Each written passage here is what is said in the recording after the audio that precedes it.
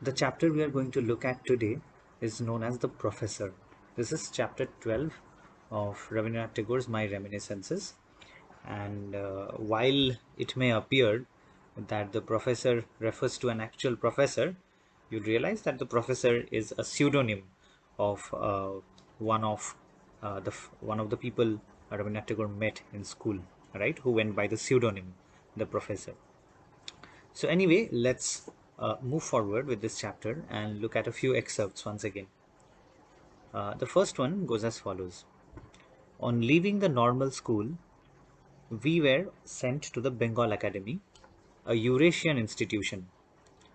What we were taught there, we never understood, nor did we make any attempt to learn, nor did it seem to make any difference to anybody that we did not.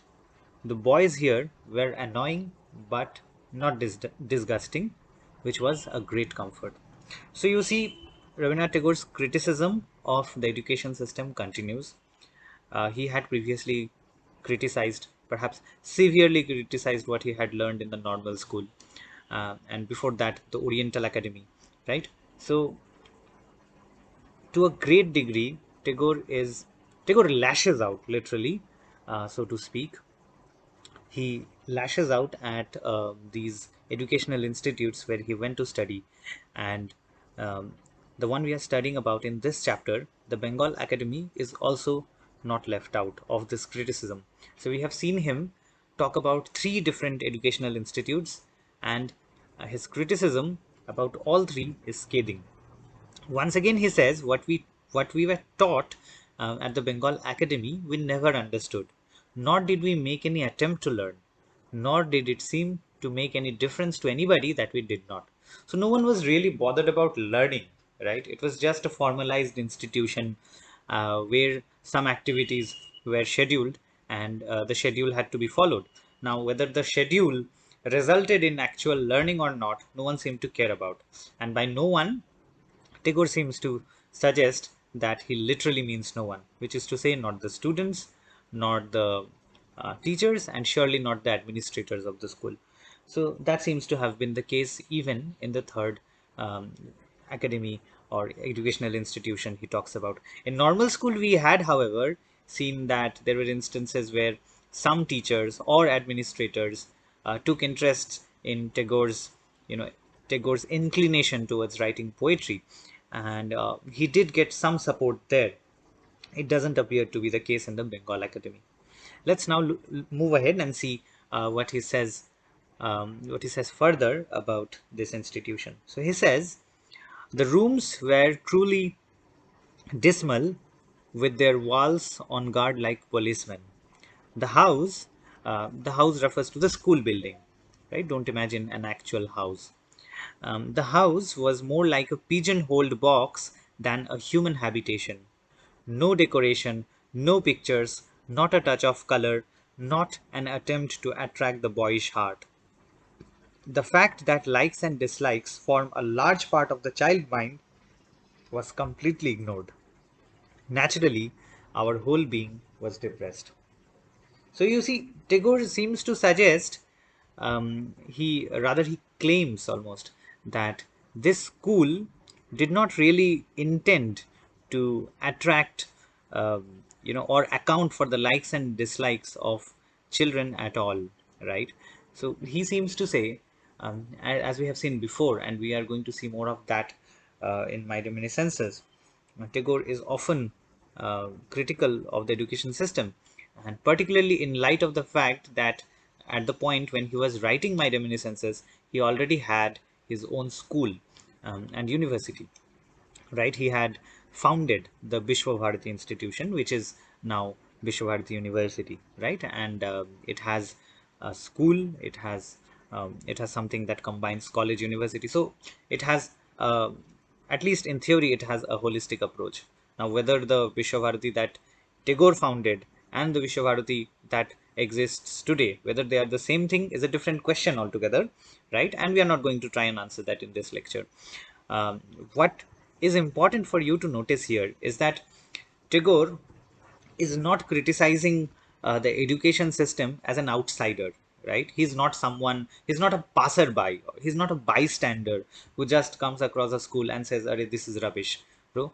He's not doing that. He's someone who has experienced this education system through multiple institutions. Remember, the Oriental Academy, the Normal School, the Bengal Academy, and more importantly, now as a grown up individual, as an immensely popular poet, artist, as one of the most popular artists at that time, right? Already a Nobel Prize winner. So you see, the point is, uh, Tagore is criticizing the education system as not only someone who has experienced the education system himself, but also as a poet, philosopher, artist who is immensely popular throughout the world. And throughout the world is something that I literally mean, because you're already aware of his popularity from the lectures in the previous semester about nationalism, about his visits to the United States and Japan, right? And finally, more importantly, rather most importantly, as an educationist, as someone who has founded his own school, as someone who has founded an entire system of education. And Rabindranath Tagore at that time, he had not just founded um, uh, a college or an educational institution just to make money. That may have been the motive. I don't know about that. But then after he won the Nobel Prize, he used much of that money to, found the Vishwavarati that we hear of so much. And it did not end there, right? What I'm trying to say is that Tagore tried to ensure that students had a holistic education, right? And to do that, one of the things he did, and I'm sure you are aware of this, you must have heard of this or read about this somewhere, that he did not believe in classroom teaching all the time. He did not believe that the classroom was always the perfect place to learn, right? He encouraged that literature, poetry, the arts be taught outdoors, right? He endorsed that sciences be taught in such a way that students get practical knowledge, not just bookish knowledge. And for that purpose, he took steps so that that could happen. And Vishwavarati Institution at that time, under Rabindranath Tagore, it had professors coming over from many parts of the world. See, so it was a truly internationalist organization, and very much along the lines of his ideas against nationalism, as you have read in the previous semester. So he did not believe in exclusion, as you already know, and he tried to found a truly inclusive institution where not only the students would come from all communities, from all walks of life, from all kinds of social and economic backgrounds, but also the teachers themselves would come from all over the world with varying degrees and various types of learning, right? So, in light of that much experience, Tagore is going back to the memories of his childhood and then talking about the educational systems and criticizing it, right? So, you see that the criticism he does here in this chapter, the professor, is very much can very much be seen in light of the institution that he himself founded. So let's read this excerpt once again, and then I'll come back to talking about Tagore's own ideas about education, some of which we have of course talked about several times. So the rooms were cruelly dismal with their walls on guard like policemen. The house was more like a pigeon-holed box than a human habitation. No decoration, no pictures, not a touch of color, not an attempt to attract the boyish heart. The fact that likes and dislikes form a large part of the child mind was completely ignored. Naturally, our whole being was depressed. So it seems that Tagore is, you know, he is describing the experience of a lot of school children, right? Even today, because I don't know how far the education system has progressed, right? Because it seems that, well, there are kindergartens and nurseries and all of that stuff, all of those schools are there, but by and large, um, do they really take into account the likes and dislikes that form a large part of the child mind? That is questionable. I'm sure some institutions do. I'm not going to suggest I'm surely not the correct person to say that none of the institutions that exist today take into account the likes and dislikes of a child's mind, or try to attract the boyish heart, or the childish heart would be more accurate perhaps.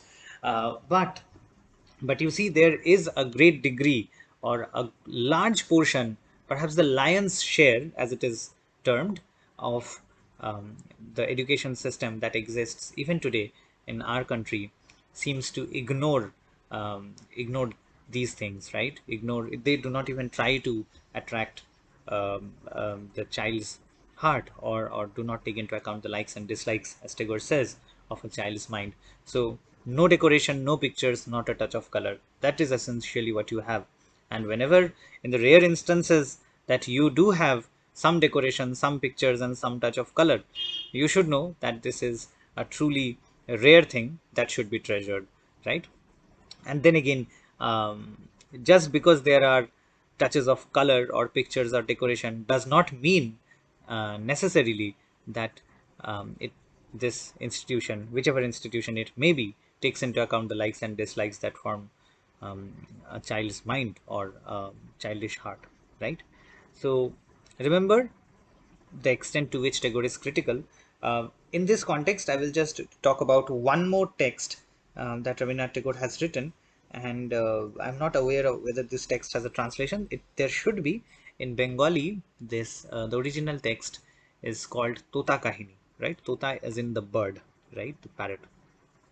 So I'll just give you a glimpse or hint of what this story is about, and then you will be able to relate, hopefully, with his critique of the education system, and the education system that he tried to bring forth, right? So in this Tota Kahini, there's a bird, and there is a king, essentially some guardian figure, like the king is always there, right? And this person is determined that the parrot has to be taught, right? And so they're not sure how to go about it. They're not sure how to teach this bird, right? And what they do instead is they literally feed, right? They bring out books, they bring books from libraries, they bring notebooks from here and there. Essentially, they bring everything they associate with learning, and they literally feed the bird, right? So you see, this is an example of what is called rote learning.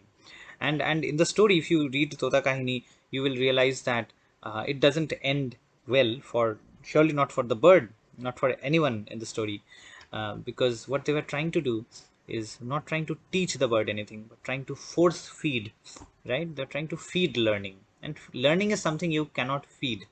Learning is something that has to grow organically, right, by means of osmosis. Do not imagine the biological osmosis, right? So that's how learning should take place, and Tagore seems to endorse that idea that it should be organic.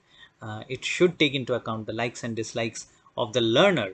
It should be able to attract the learner, but the education system by and large fails to do so. So Tota Kahini is a story where the parrot becomes a metaphor. You already know from studying Tagore previously in the previous semester, as well as in my reminiscences, that Tagore loves using metaphors, and his metaphors are truly wonderful because not only do they drive home the point, they always succeed in making the point, but also they are not very difficult to understand. So in the story I'm talking about, Tota Kahini, this parrot is a surrogate, right? Is a metaphor for a human learner, a child, or whoever else you imagine learning. And the story tells how forcing someone to learn is not a successful experiment. It is surely going to go wrong, right? And hence the result of which is the last sentence in this slide. Naturally, our whole being was depressed. So such an education system is bound to produce failures, is bound to destroy more lives than create wonderful lives, right? Let's now look at a few more quotations, a few more excerpts, and this is not in connection of the education system, but this is in light of the person who is called the professor in this story. And like I told you at the beginning of the lecture, the professor in this chapter is not an actual professor, but a pseudonym for someone you will meet or you will get to know in this slide. So he says, I now clearly see that the mistake is to judge boys by the standard of grown ups. Okay, so before we get into the excerpt about the professor, a few more lines about the education system, right? So you see, Tagore says, I now clearly see. And now is a reference to when he is writing My Reminiscences, right? And remember, at the time when he is writing My Reminiscences, he has already founded the Bishwabharati. So he has an actual experience as an educator. So not only is he recalling his experience as a learner, he also has practical experience of being an educator. He says, I now clearly see that the mistake is to judge boys by the standard of grown-ups. And I would suggest that whenever you read the word boys here, substitute it for children, right? Because this is a translated text. So yes, some of the words in the translation may not correspond to the words in the original. So my suggestion to you is, for example, when you read the sentence, I now clearly see that the mistake is to judge boys, I would suggest that you read this as, I now clearly see that the mistake is to judge children by the standard of grown-ups. To forget that a child is quick and mobile like a running stream, right? Now you may wonder what kind of a mobile is like a running stream. Do not think of a mobile phone. Mobile refers to mobility, right? To movement. Mobility means refers to movement.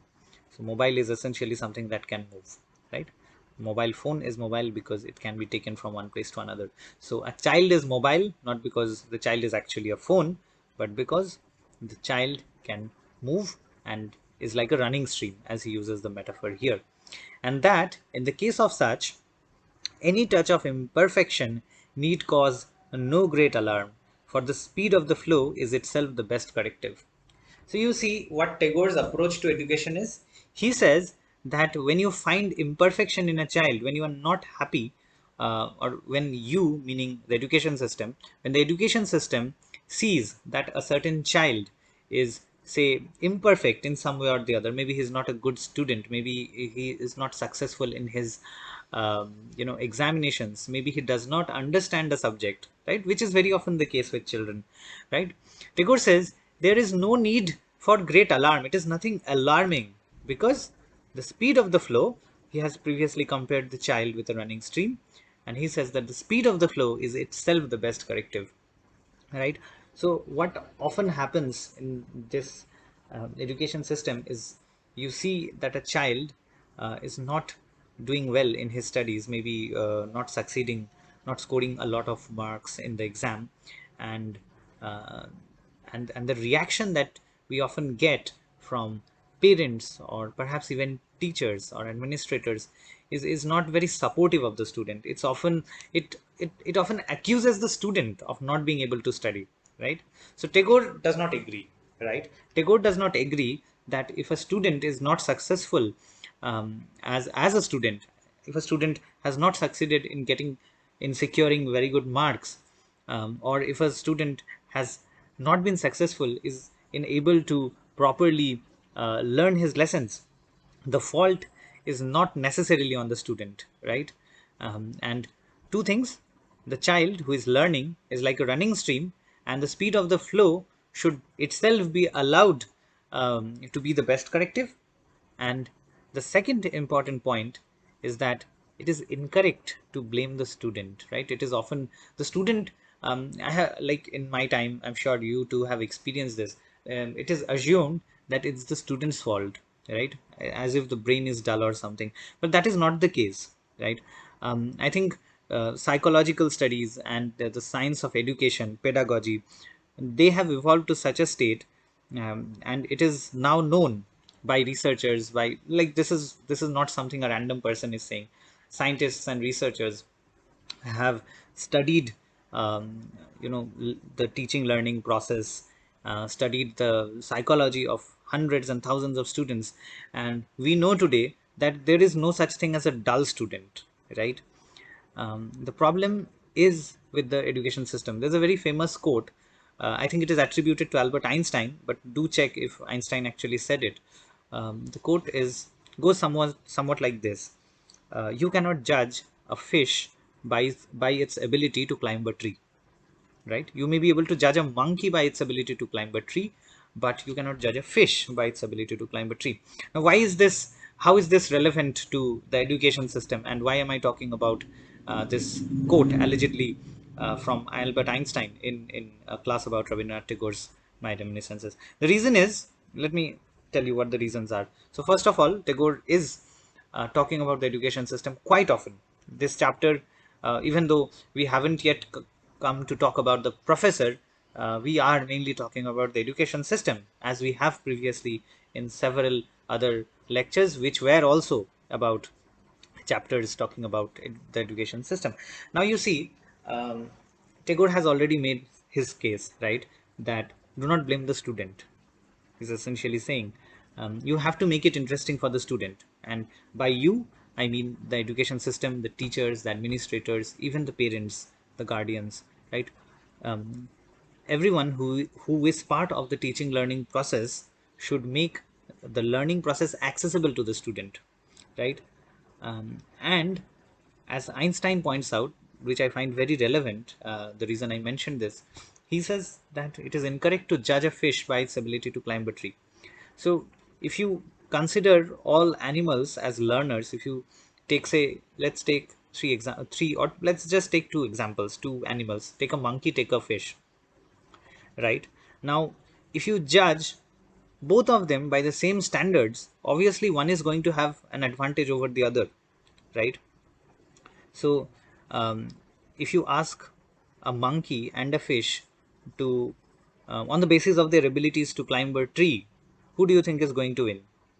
Obviously, the monkey. On the other hand, if you judge both the monkey and the fish by their abilities to swim, again, who do you think is going to win? The fish, right? Now, the point here is that this is a problem that the education system poses. All students are different, right? So in this metaphor, someone is a fish, someone is a monkey, someone is some other creature in this metaphor, right? I'm not saying students are actually monkeys, of course I'm not saying that.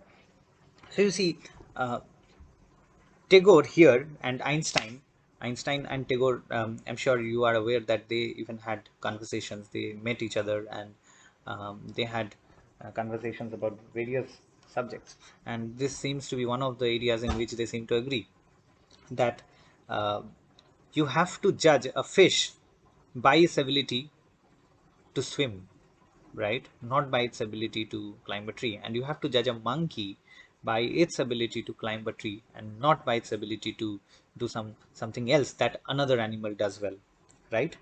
So essentially, the bottom line for this metaphor is that the education system has to be flexible enough to take each individual student's uniqueness into account, right? So if there are 50 students in your class, I'm sure all 50 of you will have different qualities, different strengths and weaknesses. Now, if there is one standardized test for all of you, right, then again that scenario arises. It's like judging a fish by its ability to climb a tree. So we actually have to be a bit glad that the education system has actually adjusted a bit. Now the CBCS system, for example, it gives so much choice, much more choice. It's by no means perfect, but yes, it does give more choice. It allows you to choose which question to answer. Or for example, when you have to write your tutorials, you have multiple choices, you can choose one of them. So essentially it has developed, but I'm sure there is a long way for it to go, right? But remember where we came from. We came from Tagore's critique of the education system. I gave you an example from one of his other works, the story named Tota Kahini in Bengali. I'm not sure if there's an English translation and what the title is. If I find out, I'll let you know. And second, uh, Tagore's the quotation from Einstein is very relevant to what Tagore is saying here, right? Do not judge a fish by its ability to climb a tree. Anyway, look up the quote. Ensure it's um, from Einstein. It probably is, but also ensure that I have quoted it correctly because I may have paraphrased it. Anyway, so moving forward, Now we finally come to the incident of the professor, right? One small incident, and then we'll be done with chapter 12. He says, Tagore says, in Bengal Academy, I met a student whose speciality was the art of magic. So much so that he had actually written and published a little booklet on it, the front page of which bore his name with the title of Professor. I had never before come across a schoolboy whose name had appeared in print, so that my reverence for him, as a professor of magic I mean, was profound. How could I have brought myself to believe that anything questionable could possibly find place in the straight and upright ranks of printed letters? To be able to record one's own words in indelible ink, was that a slight thing? To stand unscreened yet unabashed, self confessed before the world, how could one withhold belief in the face of such supreme self confidence? I remember how once I got the types for the letters of my name from some printing press, and what a memorable thing it seemed when I inked and pressed them on paper and found my name imprinted. Right. So in chapter 12, you will find that there are several incidents related to the professor, but I specifically chose one, giving this more importance than the others. You see, the reason is Tagore, even as a child, was really impressed by the idea of his name appearing in print, right?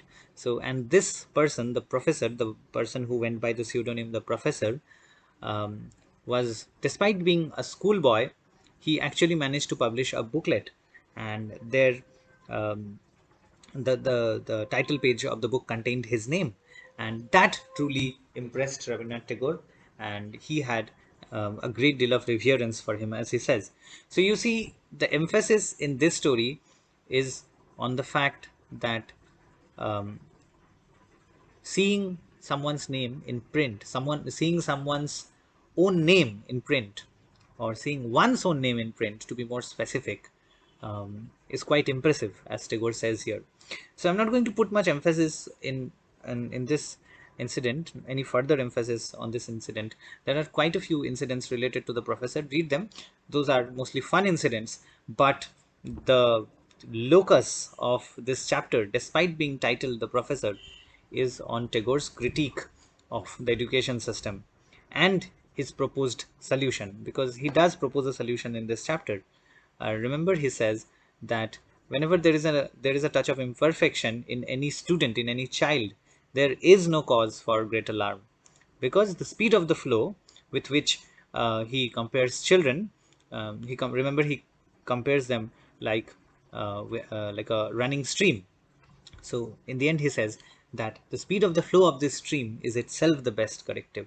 So essentially, if a student is making mistakes, let him or her make mistakes. If a child is running into some trouble, let him or her run into that trouble and draw lessons from it, right? Do not be alarmed. That is the message he has for the education system, for teachers, for parents, for administrators. Do not be alarmed by imperfections when you see them in a child, right? Because the child, again, like his metaphor, um, is like a running stream, and that flow itself would be the best corrective. So we end chapter 12, and after this we have three more chapters to go from my reminiscences.